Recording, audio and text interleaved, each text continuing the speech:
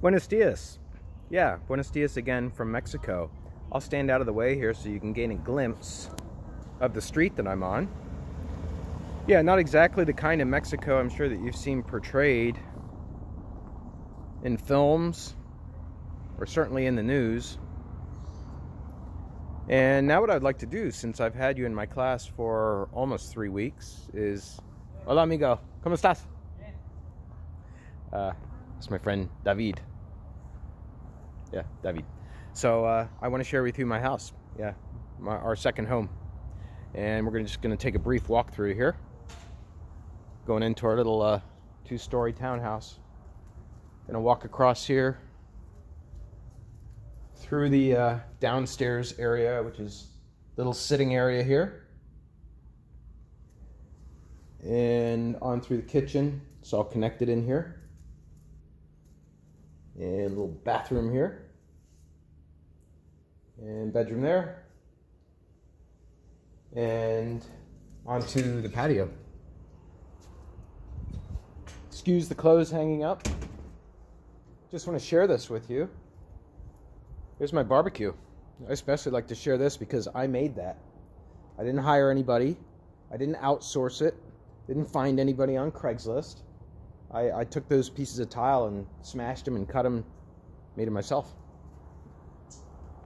And we're going to the backyard. Beautiful yellow bird just landed there. Oh yeah.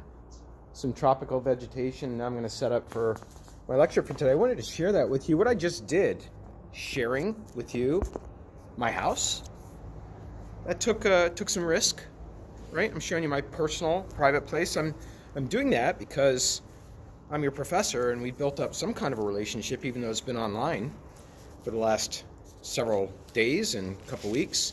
And I'm doing it with you to show you what's possible. And I want to let you know, as a reminder, I mentioned this to you earlier, I'm not a rich person. My wife's not a rich person either. We actually remortgaged our house in Pennsylvania. Look up what that means in order to buy this place and roll it into the same mortgage. And we're still paying on that mortgage. But it's important for us to have another place with another quality of life and to be exposed to another culture on a regular basis, and Mexico is a great place for that. By the way, if you're interested in Mexico, I am teaching comparative media, CMST 410. It's going to be taught down here in Mazatlan, Mexico for 2 weeks at the end of May. CMST 410, let me know about that. You know, getting down here was a great example of how this chapter starts out. This chapter is on Airbnb and Uber, 2 entities which many of you in this classroom have probably already experienced, either renting out or taking a ride, or maybe we even have some Uber drivers in this class or some Airbnb people in this class. We actually have rented out this place one time on Airbnb ourselves, and I'm rethinking a lot of what that means in the context of this chapter. And so transportation and accommodation, getting around, and then places to stay have been transformed by digital media, and especially platforms that allow for what is called a sharing economy. That's an economy where average everyday people are sharing in the economy, and they're also getting a discount for their services, right? And 2 great services to take a look at, according to Fuchs, is Airbnb and Uber. They embody what he later calls a capitalist sharing economy. A capitalist sharing economy, which by the time you get to the end of the chapter, he's saying, if through his continued critique, he's saying this idea, a sharing economy, it takes a loving term, sharing. What I just did, opening up my house to you, was not necessarily born out of love in the sense that I love you, you love me. It's born out of the sense of good spirit. It takes that idea, loving term of sharing, and it turns it into capital accumulation. There's that phrase again, capital accumulation.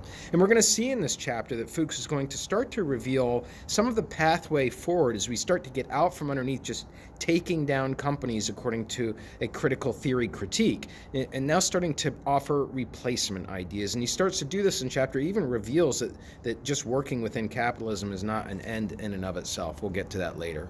So Uber is following, we're going to start with that one first, and then we'll come to Airbnb. Uber is following a pay-per-service sharing model. So it's a sharing model, but the particular type is a pay-per-service.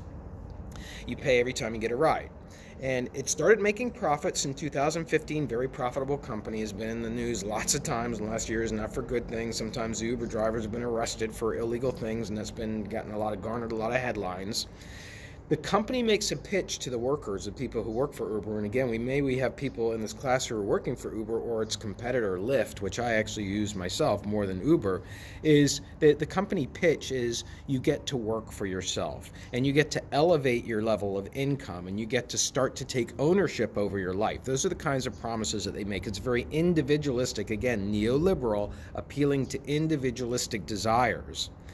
But when you take an analysis of the Uber drivers themselves and whether that's actually been happening for them, most of them continue to live in the most impoverished areas of cities. So if Uber is helping them get lifted out of that, where's the evidence of that? There is none, according to Fuchs. They're still living in those areas, and there's other evidence later on in the chapter that their situation is not being improved income-wise either. So that's the Uber, that's the pay-per-service sharing model. Now let's move on to the next point that Fuchs wants to make, which is the online sharing capital accumulation model of pay per service involves some other implications beyond just Uber. In the case of Uber, it makes a 25% commission every time a driver collects a fare. So Uber is collecting that off the top 25% commission. But also, the driver, after collecting that 75% of the fare, has to then pay for the car, which involves maintenance. If you've ever owned a car, and many of you do, you know it's constantly needing attention, repairs, etc., washer fluid, whatever. So this fee does not include that. It does not include the gas for the vehicle. It does not include insurance for the vehicle. So the actual earning is much less than 75% on the dollar for the Uber driver. Also, Uber drivers are freelancers. They don't have medical benefits. They're working on their own. And as such, they never really get to acquire enough capital to become capitalists. That is what is really presented to them by the Uber propaganda, if you want to look at it. You can become in charge of your own life by becoming a part-time Uber driver, merging it into greater functions in your life, and you can become an owner. No, you can't. When you look at the Uber drivers, according to Fuchs, they are not becoming the capitalists. They are still the workers. In fact, they are worker capitalists. That's what they are billed as. They're worker capitalists, because this is going to Marx now, because a true capitalist never participates in the production of the goods. A true capitalist owns the production process. They are the owner of a restaurant. They don't actually chop the celery that goes into the salad. They own. They employ people. They hire people. They own the social media platform. They don't actually post the content on Facebook that is making the money. That's a true capitalist. Mark Zuckerberg, a true capitalist. And so Uber drivers are not. They're hybrids because they are still producing for Uber,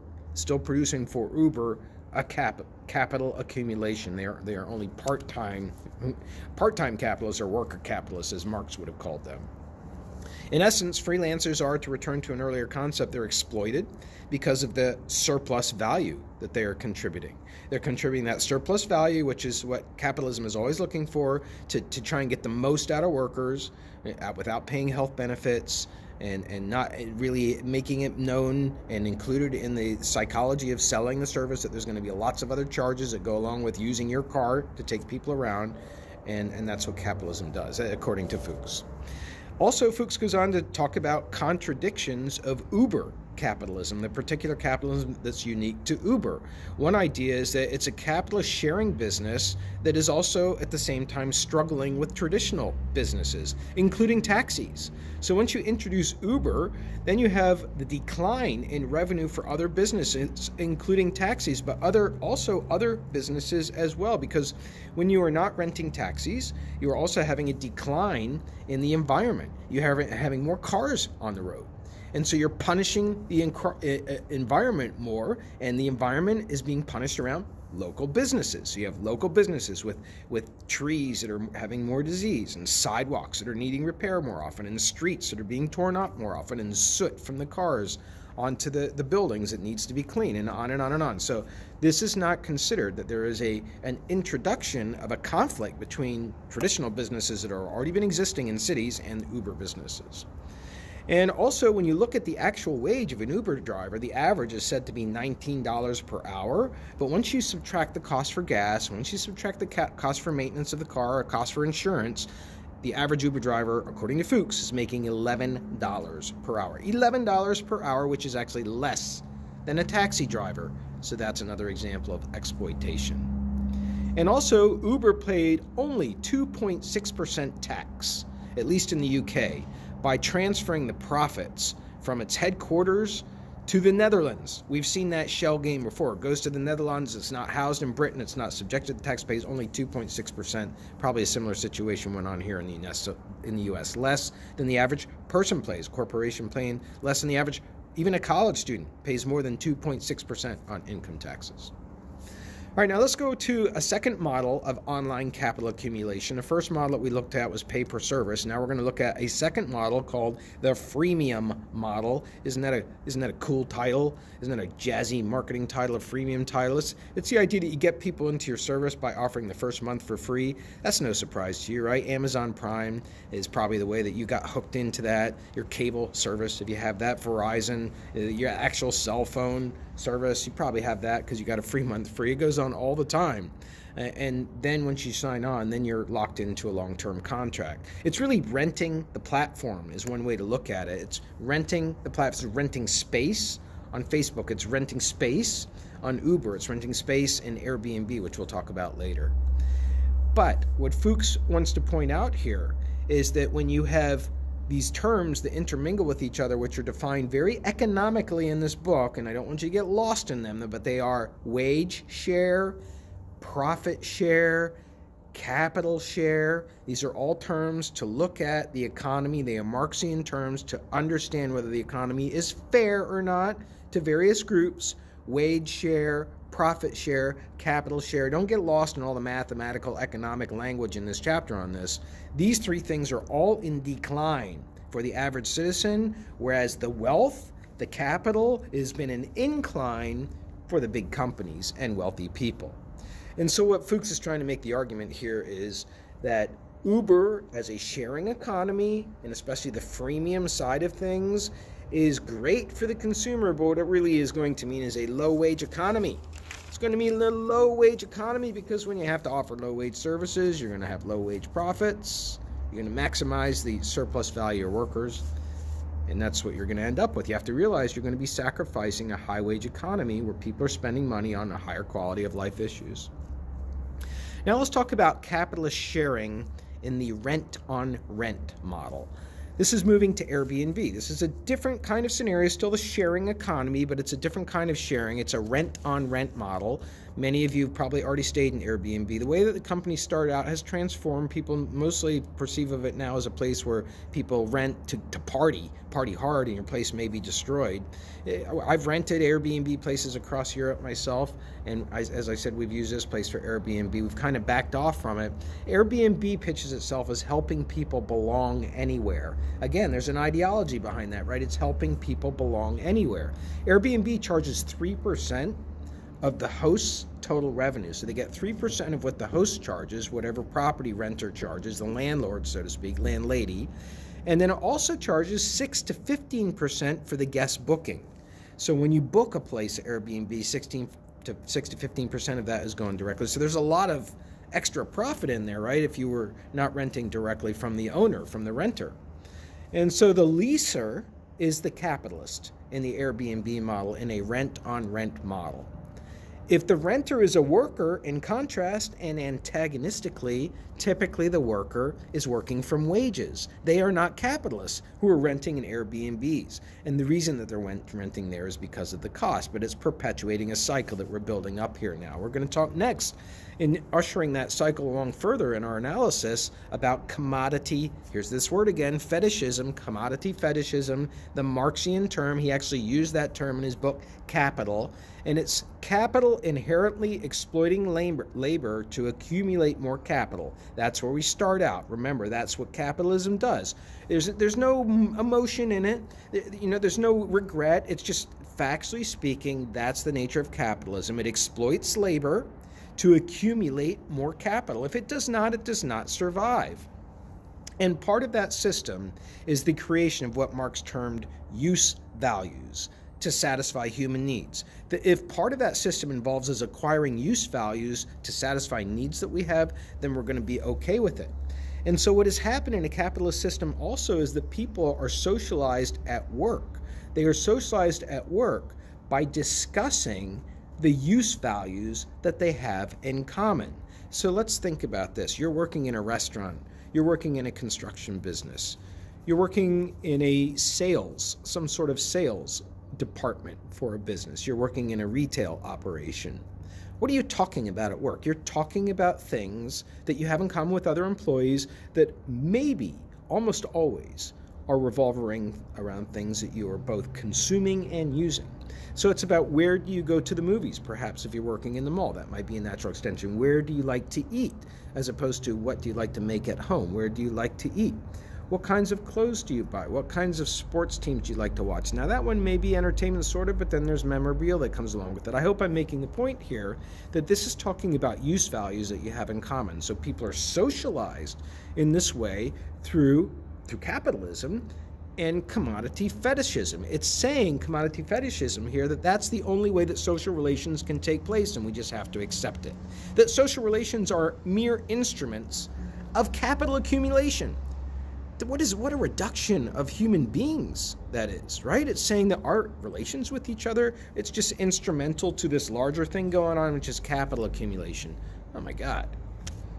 Relations don't take place, consider, in our lives between producers and between producers and consumers. In our social relations, the people that we hang out with, if you're a producer of content, and you're a profit-making producer in particular, a Facebook or a Twitter, you don't hang out with other Twitter people. No, they're the competitors. You can't afford to. You can't let your guard down. You may see them once a year at a convention, but you don't have social relationship with them. Similarly, if you own Twitter, if you own Airbnb, you don't hang out with the people who rent your property from Airbnb, unless it's a one-time rare family occurrence or friend of the family type situation. So social relations are being organized here, and we accept that. We say, hey, that's the way it is. That's commodity fetishism, accepting that because of this purchasing, a capital accumulation thing that's going on behind us all the time, we have to accept that's the way our human relations are organized. That's originally Marx's idea and Fuchs as well. Now let's talk about Airbnb and commodity fetishism.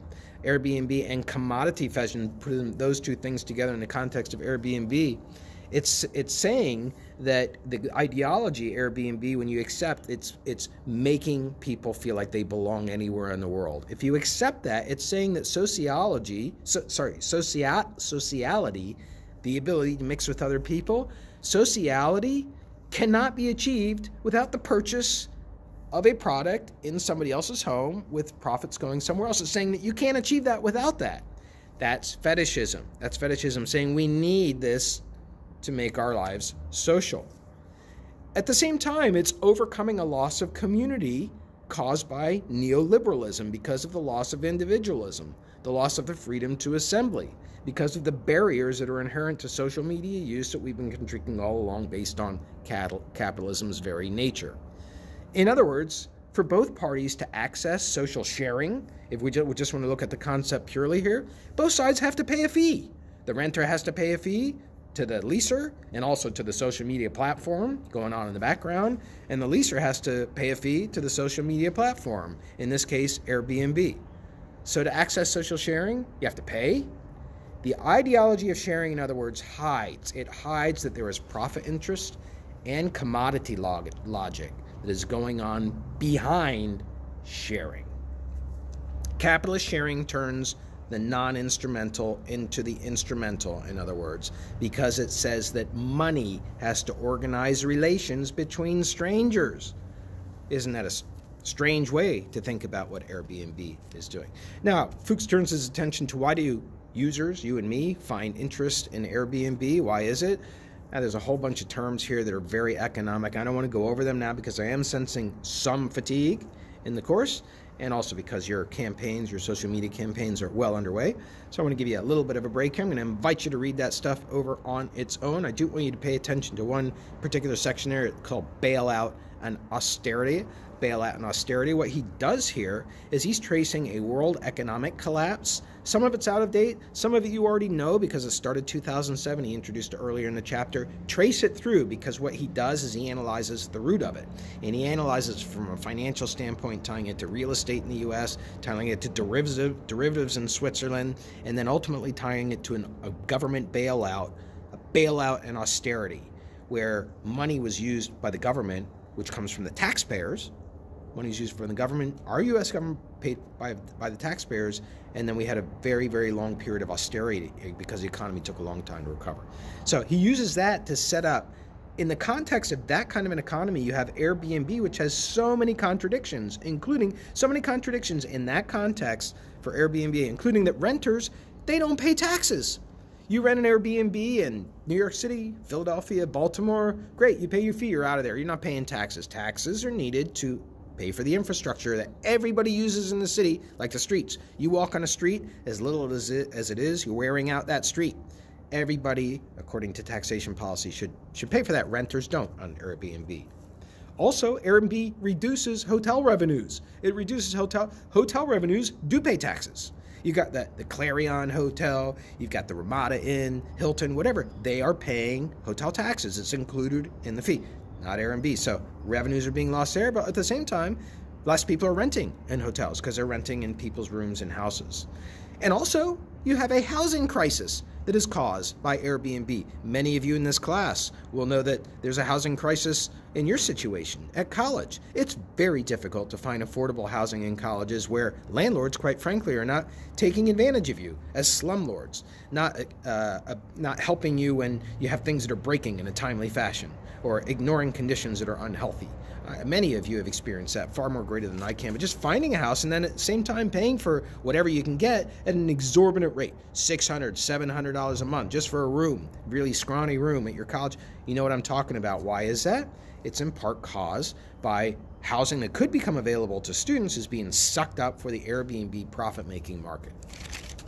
And finally, rich property owners become richer. The people who own the properties, people like me, I own this property, even though it's not quite the same as the way the Airbnb owners are depicted in this book.